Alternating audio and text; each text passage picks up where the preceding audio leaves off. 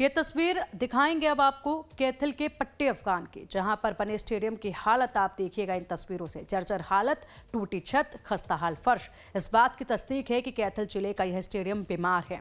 इसके रखरखाव को लेकर प्रशासन ने लगातार कोताही बरती है। इतना ही नहीं, हरियाणा में पिछले दिनों 2 खिलाड़ियों की मौत भी स्टेडियम में टूटे फूटे सामान और जर्जर हालात में बास्केटबॉल का पोल बना, जिसके बाद अब कैथल जिले में स्टेडियम को दुरुस्त करवाने की बात जिला खेल अधिकारी करते नजर आ रही है।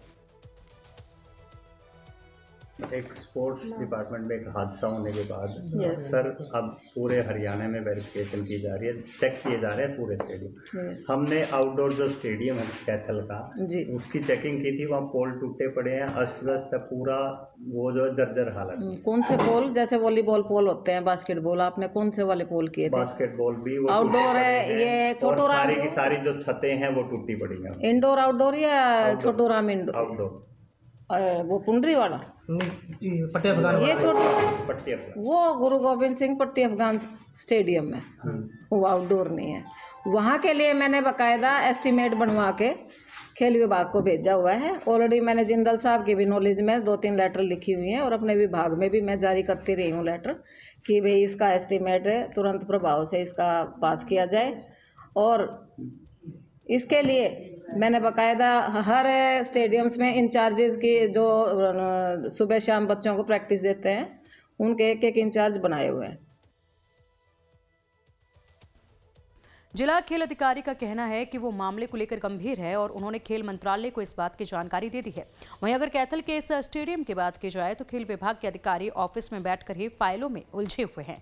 जमीन पर कितना काम हुआ इस बात की तस्दीक कैथल के पट्टे अफगान में बने स्टेडियम के टूटे सेड, जर्जर बास्केटबॉल के पोल चीख चीख कर गवाही दे रहे हैं। लेकिन खेल अधिकारी का कहना है कि स्टेडियम की मरम्मत का बजट खेल मंत्रालय को भेज दिया गया है। जिसकी हालत ज़्यादा ही ऐसी हुई कि हादसा होने का चांस हो तो उसको मैं तुरंत वहाँ इससे हटवा दूंगी और जिसका उपयोग करने लायक हो गए जो इक्विपमेंट उनको ठीक करवाया जाएगा।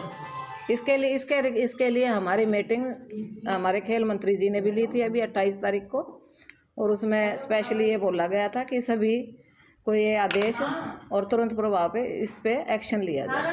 ये इंडोर स्टेडियम, इसकी तो बिल्डिंग नहीं है यहाँ पर, इसके भी इसके भी एस्टीमेट आया हुआ है। रिपेयर PWD B&R को इसका ऑलरेडी पैसा जारी हो चुका है 4,92,000 और इसमें कार्य जल्दी ही उसकी टेंडर प्रक्रिया जारी है और इसमें कार्य शुरू हो जाएगा।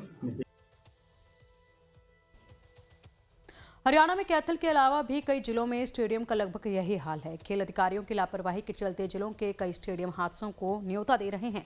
वहीं मामले को लेकर जब जिला खेल अधिकारी राज रानी से बात की गई तो उन्होंने कहा कि सभी स्टेडियम का निरीक्षण किया जा रहा है, मरम्मत का काम जल्द शुरू होगा।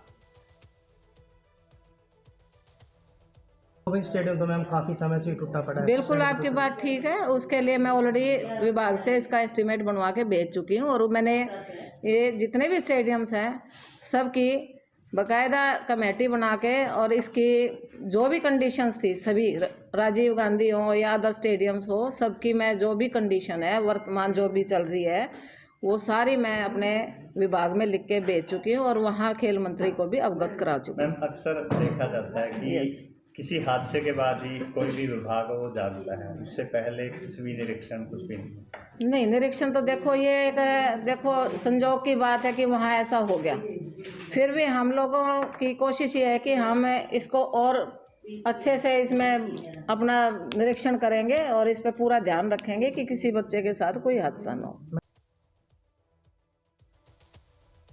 हालांकि खेल जिलाधिकारी का दावा है कि वो इस मामले को लेकर खेल मंत्रालय को जानकारी दे चुकी है। वहीं अब सवाल ये भी है कि जब कोई घटना होती है तभी विभाग क्यों जागता है, समय रहते ही निरीक्षण कर स्टेडियमों की हालत नहीं सुधारी जाती।